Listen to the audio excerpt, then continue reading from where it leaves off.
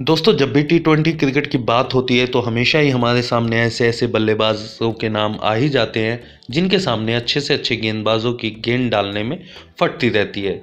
इस कड़ी में दोस्तों किरण पोलार्ड एक ऐसा नाम है जिनके सामने बड़े से बड़ा गेंदबाज ही क्यों ना हो, गेंद डालने से वो हमेशा ही डरते हैं क्योंकि उन लोगों को अच्छे से पता है कि किरण पोलार्ड किस तूफान का नाम है। दोस्तों किरण पोलार्ड के पास में आज दौलत, शोहरत, इज्जत किसी भी चीज़ की कमी नहीं है, मगर दोस्तों एक टाइम था जब पोलार्ड का टाइम बहुत ही ज़्यादा ख़राब था। वो बहुत ही गरीबी की हालत में थे और वो जिस दुनिया से आते हैं उसे जुर्म और ड्रग्स की दुनिया कहा जाता है, जहाँ पे ज़्यादातर युवा अपने आप को इस जुर्म के दलदल में धकेल ही देते हैं। मगर दोस्तों वहाँ से निकल करके इतनी सारी इज्जत, दौलत और शोहरत कमाना सिर्फ पोलार्ड के ही बस की बात थी। दोस्तों आज की इस वीडियो में पोलार्ड की ज़िंदगी से जुड़े हुए ऐसे फैक्ट्स के बारे में आप लोगों को बताऊंगा जिन्हें सुन करके आप लोगों को भी लगेगा कि ये पोलार्ड के अलावा और किसी का भी काम नहीं है।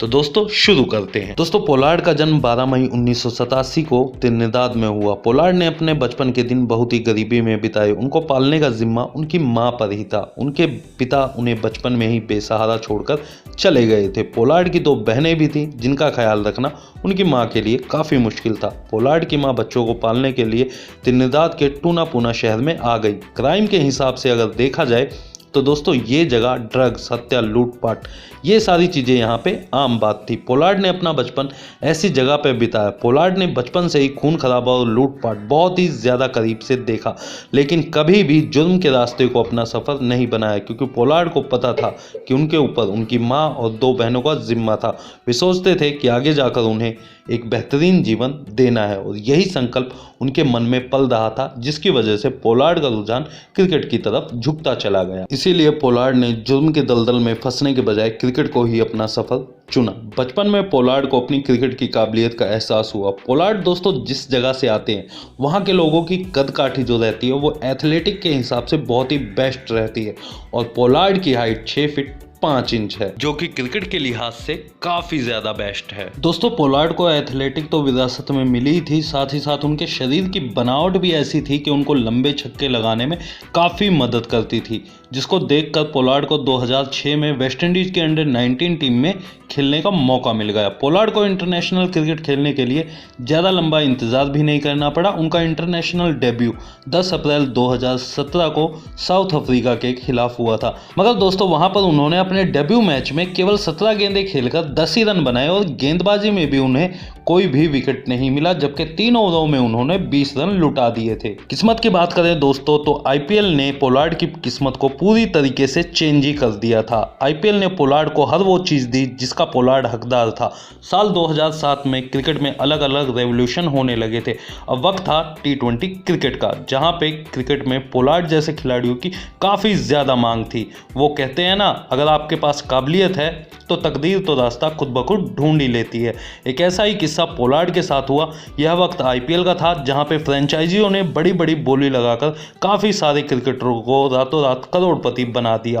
पोलार्ड की किस्मत भी एक तरह से आईपीएल में आने के बाद ही काफ़ी ज़्यादा चमक गई। दोस्तों क्या आप लोगों को पता है कि मुंबई इंडियंस ने साल 2010 में किरण पोलार्ड को 5.5 करोड़ रुपए में क्यों खरीदा था? क्योंकि दोस्तों साल 2009 में न्यू साउथ वेल्स और त्रिनिदाद एंड टोबैगो के बीच मैच हो रहा था।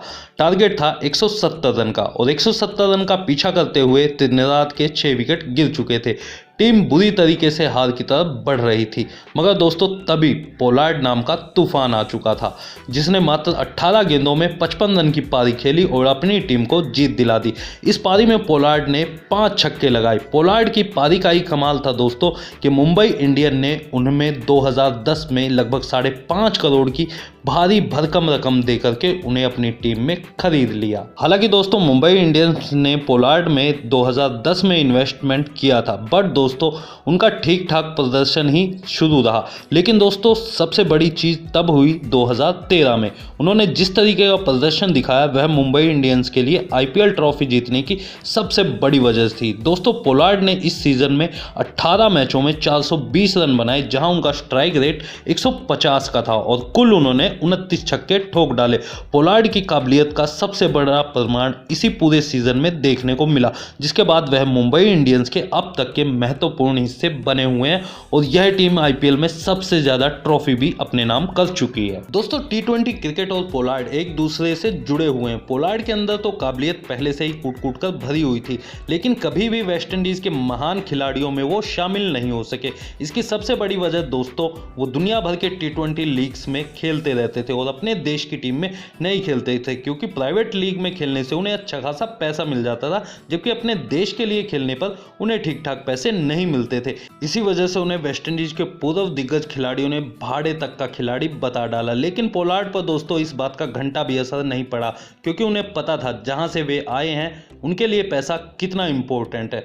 तो दोस्तों, आप लोगों की इस बारे में क्या राय है, कमेंट करके जरूर बताना। दोस्तों, पोलार्ड ने एक बार अपने इंटरव्यू में खुद ही बताया था कि मैं नहीं चाहता कि मेरा परिवार भी उन हालातों से गुजरे जिन हालातों से मैं गुजरा हूं, इसलिए जब भी मैं मैदान पर उतरता हूं तो उन सभी की प्रेरणा मेरी बॉडी में कूट कूट कर भर जाती है और मुझे परफॉर्मेंस करने का जज्बा देती है। पोलार्ड ने दोस्तों अब तक दुनिया भर की कई टीमों के साथ टी20 मैच खेल चुके हैं। अब तक वे 500 से ऊपर टी20 मैच खेल चुके हैं और लगभग 10,000 से अधिक रन भी बना चुके हैं। ऐसे में यह कहना गलत नहीं होगा कि क्रिमिनल वाली जगह से निकलकर क्रिकेट की दुनिया में राज करना सिर्फ पोलार्ड जैसे क्रिकेटर ही कर सकते हैं। हाल फिलहाल में दोस्तों पोलार्ड वेस्टइंडीज क्रिकेट के कप्तान बन चुके हैं और उन्होंने जो श्रीलंका के खिलाफ अपना प्रदर्शन दिखाया उसे देखा पूरे वर्ल्ड ने। आप लोगों को तो पता ही होगा, श्रीलंका स्पिनर के एक ही ओवर में उन्होंने 6 गेंदों पे 6 छक्के लगा दिए, जिसके बाद में वो शामिल हो गए सिक्सर किंग की कैटेगरी में, जिसमें सबसे पहले छक्के लगाए थे हमारे युवराज सिंह ने, हर्षल गिब्स ने और तीसरा नाम वहां पर आया है हमारे किरण पोलार्ड का। दोस्तों, अगर बात करो आप यहां पे एडवांटेज की, तो मुझे सबसे बेस्ट लगे युवराज सिंह के छक्के, क्योंकि दोस्तों वो स्टुअर्ट ब्रॉड की गेंद पे थे और जो कि फास्ट बॉलर था। तो दोस्तों ये रहता है कि 6 गेंदों पे 6 छक्के लगाना कभी भी आसान नहीं होता, चाहे वो फास्टर हो चाहे स्पिनर हो। बात अगर एडवांटेज की है तो मैं एक इंडियन हूं और अपने इंडियन भाई को एडवांटेज जरूर दूंगा। इसीलिए दोस्तों मुझे युवराज सिंह के 6 छक्के बहुत ही ज्यादा पसंद है। हालांकि दोस्तों हर्षल गिब्स हो चाहे किरण पोलार्ड हो, दोनों में कोई भी कम नहीं है। दोस्तों, आपकी क्या राय है इसके बारे में, आप लोग कमेंट करके जरूर बताना। दोस्तों, अगर आप लोगों को इस तरीके की वीडियो पसंद आती है तो आप इन वीडियो को लाइक, शेयर, सब्सक्राइब और कमेंट कर सकते हो। दोस्तों, फिर मिलेंगे नेक्स्ट एपिसोड में, जहां पे करेंगे फिर से कुछ अनसुलझी अनकही हुई क्रिकेटर्स की बातें। तब तक के लिए दोस्तों थैंक यू वेरी मच।